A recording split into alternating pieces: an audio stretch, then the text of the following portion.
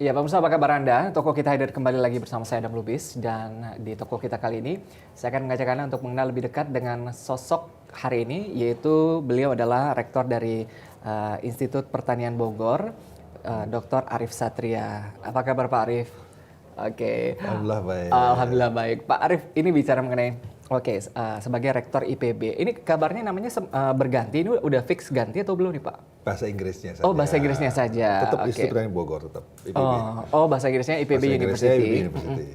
Oke. Supaya gampang. Oh, biar gampang diingat begitu. Tapi perubahan nama ini begitu kan dengan familiar menjadi IPB University begitu. Apakah ada perubahan program juga begitu atau janji-janji dari IPB begitu? Oke, gimana Pak? Tentu saya kira branding itu kan sebuah keharusan, karena branding audit harus kita lakukan. Seperti hanya body kita kan, kesehatan kita kan selalu kita cek kan. Kalau sudah perlu ditambah apa dan sebagainya, upgrade ya. upgrade dan sebagainya. Oleh karena itu branding merupakan satu langkah kita untuk terus membuat IPB bisa lebih segar lagi, lebih eksis lagi, dan yang lebih penting lebih adaptif terhadap dinamika perubahan. Karena kita punya pemikiran bahwa disruption ini kan perubahan yang begitu luar biasa ini. Ini memerlukan respons perguruan tinggi yang lebih cepat dan juga lebih akurat dan juga lebih tepat. Karena perguruan tinggi ini sebagai sektor yang sangat strategis karena menghasilkan SDM yang memang diperlukan untuk pembangunan, untuk industri. Ya. Karena itu kita berharap sekali bahwa IPB bisa melakukan proses percepatan transformasi dalam rangka untuk pengembangan masyarakat, penguatan industri, maupun untuk mensupport pemerintah. Oke, termasuk menghadapi kompetisi global begitu ya, sehingga IPB ya, saya kira, ya. betul. Oke. Pak Arief Satria. Oke, bicara mengenai ketokohan Anda, Pak Arief. Oke, sebagai rektor atau dosen sendiri begitu ya, mungkin Pak Mirsa juga ingin tahu begitu, apakah ini sudah merupakan cita-cita Pak Arief begitu ya dari muda begitu? Gimana Pak? Saya tidak pernah terbayang jadi rektor dan juga tidak pernah terbayang jadi dosen.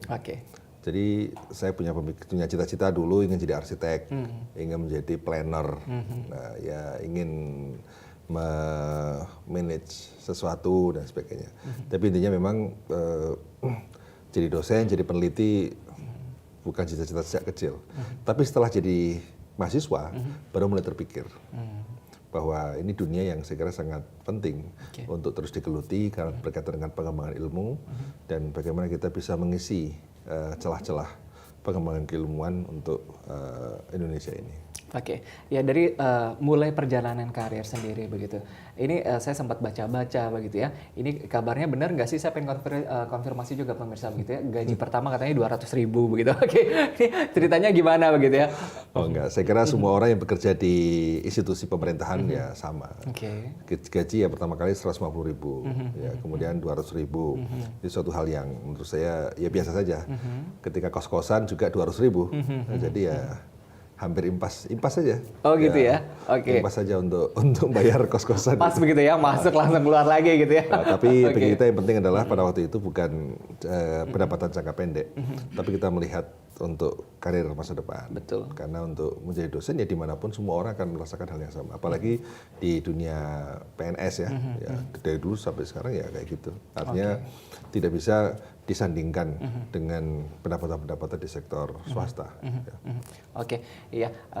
Saya pengen tahu juga ini basic skill-nya sendiri dari Pak Arief Satria. Beliau memiliki specialty di bidang perikanan sendiri. Ini luar biasa kalau saya lihat CV-nya dari Pak Arief. Pak Arief, kita bicara mengenai perikanan dan posisi Indonesia sebagai negara arkipelago, negara kepulauan sendiri. Indonesia memiliki 13.600 pulau. Menurut Pak Arief sendiri, apa keuntungan dan kerugian dengan posisi Indonesia ini? Ya, keuntungannya kita punya potensi yang besar.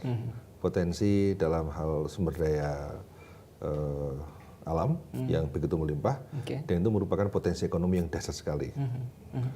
Sebenarnya bukan kerugian ya, tapi challenge. Challenge kita, tantangan kita adalah bagaimana kita bisa memanfaatkan dan mengontrol.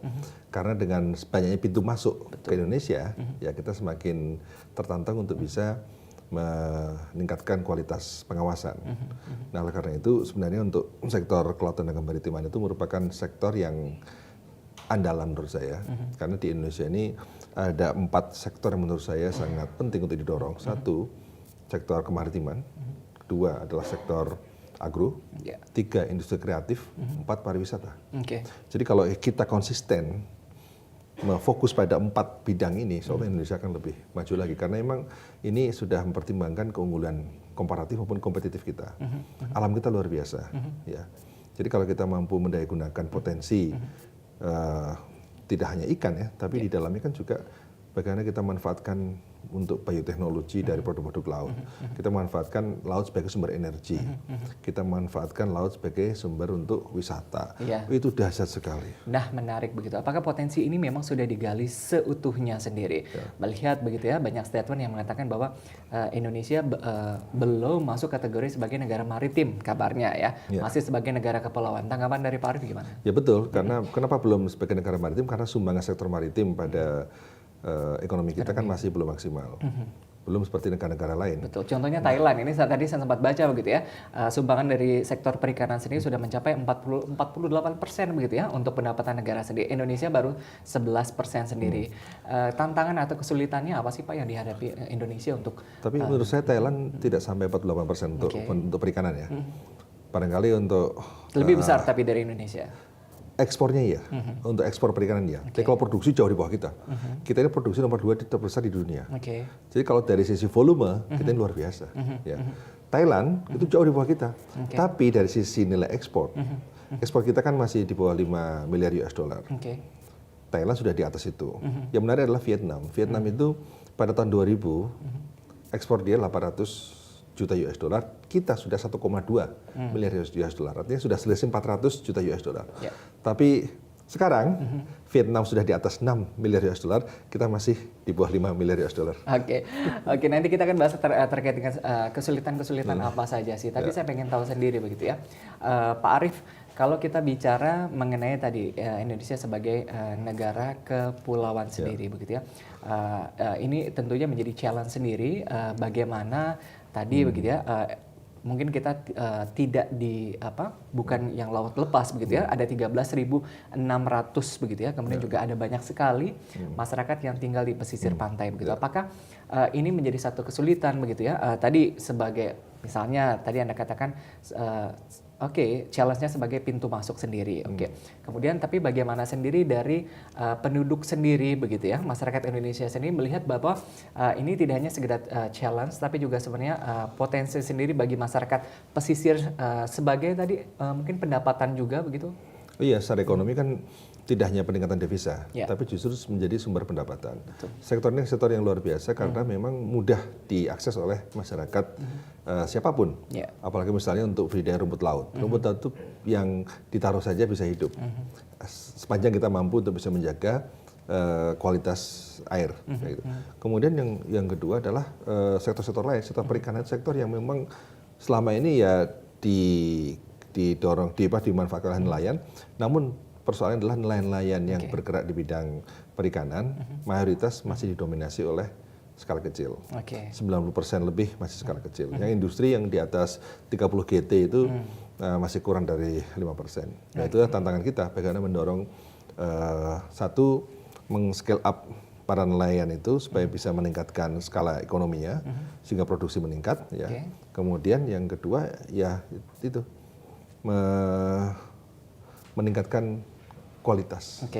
Kualitas dari hasil tangkapan kita. Justru sekarang itu added value yang penting. Thailand itu kan bukan soal produksinya, tapi added value-nya yang tinggi. Olahannya ya Pak ya. Nah, sebenarnya pengolahan juga bukan ini Mas. Jadi added value itu kan bukan soal olahan saja, tapi handling. Nah, itu dia. Kita akan lebih bahas lebih lanjut lagi ya Pak Arief, tapi kita harus break sejenak. Pemirsa jangan kemana-mana, toko kita akan kembali, tetaplah bersama kami.